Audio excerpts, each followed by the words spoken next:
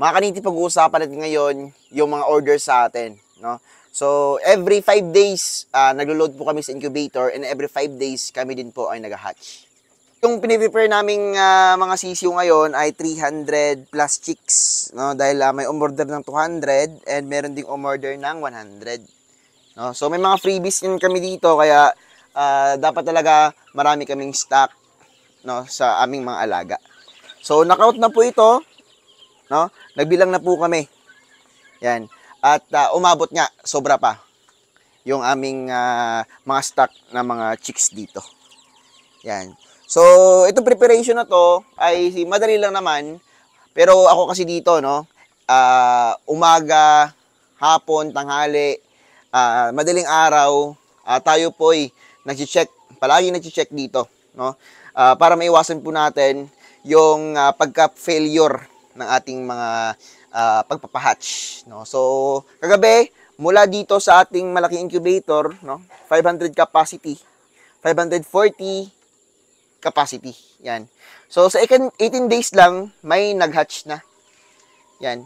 So, ito na yun sila. Dalawang hatcher yung ginamit ko dahil medyo marami sila. So, itong kada hatcher natin, no, ay kaya po nitong mag-load ng 300 eggs.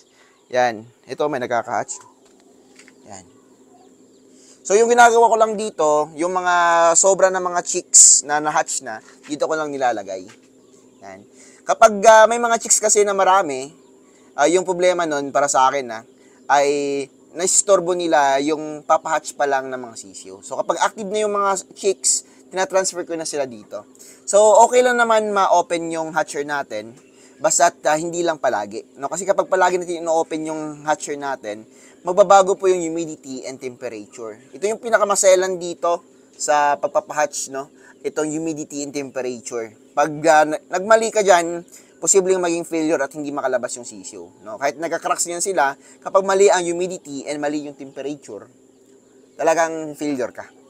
Yan. So, dito nasa 80% yung humidity natin, no? Dito, bababa lang 70%. Ito, wala na itong tubig, pero 70% pa rin. Yan. Yung pagkakalibrate kasi ng incubator, nakadepende yan sa niloload din natin. Kapag nagload tayo ng itlog at saka sisiyo, nagbabago yung humidity and nagbabago din po yung temperature.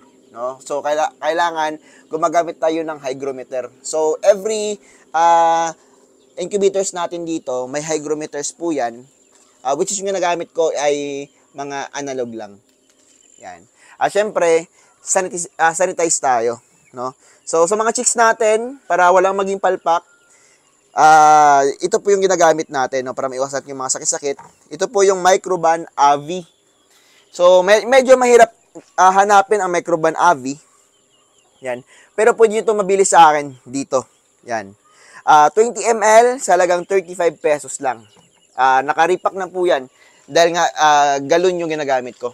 Dito sa lugar namin, walang mabibilhan ng Microban AVI. Dito lang po sa akin. Yan. No? Sa agribet natin. So, kita nyo naman itong mga alaga natin dito. Sobrang alaga. Yan. No? Yan, may itlog dyan, no? Yan. May mga itlog sa pugad. Lalong-lalo na doon. Ngayon nga, sobrang dami ng... kita nyo, may mga itlog pa, oh. Yan. Dumi ng pugad natin. Yan. So, linisan natin yan. May dalawang itlog dito. Yan, dalawa. So... dito kasi maselan talaga ako sa pag-aalaga ng manok. Sa mga breeders natin, palagi ko silang chinecheck yung mga itlog nila. Ina-harvest ko po umaga, tanghali, tsaka hapon. Yan, bigyan ng merienda, mga malunggay. Yan, at syempre tutok yung feeds nila, unli feeding tayo ngayon.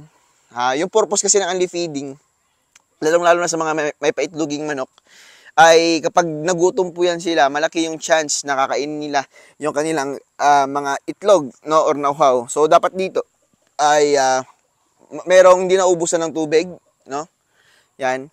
At syempre, hindi din naubusan ng pagkain. Pag ginutom po yung mga manok natin, wala silang ibang titirahin, no? Kundi kasama nila or yung mga itlog nila. Ayan. So, nagbibigay ako ng mga malunggay dito kasi may malunggay naman. Pero hindi po everyday. Kasi kapag everyday naman, hindi na nila papansinin yan. Kasi nga, magsasawa din po sila. No? Yan.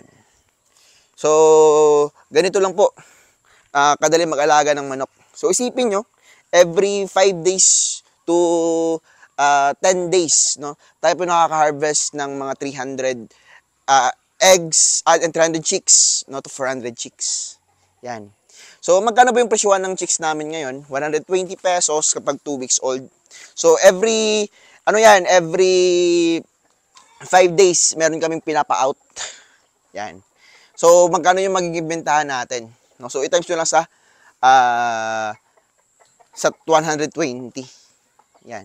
So, pwede tayong kumita ng 36,000 pesos to 48,000 pesos. Yan ay nagbabago din po, depende sa buyer ninyo. No? Kasi, hindi naman palagi or palaging customer, ganun palagi yung order nila. Yan. Pero dito lang sa akin talaga, yung mga manok ko dito or mga chicks ko, hindi po tumatagal. Sila po ay nasusold out agad. Yan. No? So, hindi din palagi na walang order. Palaging may order talaga. Yan. Pero hindi pare-pareho yung mga order nila. May nag-order na tag 50 lang. Yan, may tag 10 lang, no? So, kami po nag-entertain pa rin ng mga customers, which is mga 5, 10, walang minimum yan. Kahit isa lang yung bilhin ninyo, pwede po yan dito. Yan. Pero kapag dumadami din po yung freebies namin, no? Kasi nga 10% yung mortality namin dito na free. Yan yung kinagandahan. So, kung malawak yung area ninyo, mas maganda dahil mas marami kayong mga manok na pwedeng alagaan. So, dito sa area ko naman, maliit lang po to. Yan. At yung kinagandahan dito kapag meron kayong incubator, no? Kasi nga kapag meron kayong incubator, mas mabilis pong dumami yung inyong mga alagang manok. Yan. At syempre mabilis yung produksyon. So kaya ko dito mag-load ng mga 3,000 eggs, no? So ayos 'yon, no? Medyo magandang kitaan 'yon. Yan. So itong nagkakapisaan ngayon, nasa 200 plus yan sila. So isipin nyo, no? Within 5 days kaya kong kumita ng 20,000 plus. Yan. May owner na po yan sila. So fully book pala tayo, no, hanggang December 15. Yan. Sa mga gustong mapabook dito ng December 15 pataas, pwede kami mag-cater. Yan. At kapag may mga extra naman kami dito, halimbawa sobra-sobra, yan, pinapa-out din na po namin sa iba. Kasi may nakikisingit din po, no, sa every batch dito sa amin. Yan. So, napaganda pa namang itlog natin. Kita nyo naman yan, malinis. Dahil nga, binabrasyan ko pa yan. Kahit anong oras na ako makatulog, no? Madaling araw din gumigising. Yan, ilang oras yung tulog ko, no? 3 to 4 hours. Pero kung umaga naman, bawi naman. Kasi nagbabantay na lang ako ng anak ko. Yan. Morning naman, di na ako masyadong kumikilos dito. Tine-check ko na lang sila. And syempre, ang mga itlog nila kinakolekta ko lang. No? Wala na akong ibang ginagawa dito. Hindi na ako napapakain kapag umaga.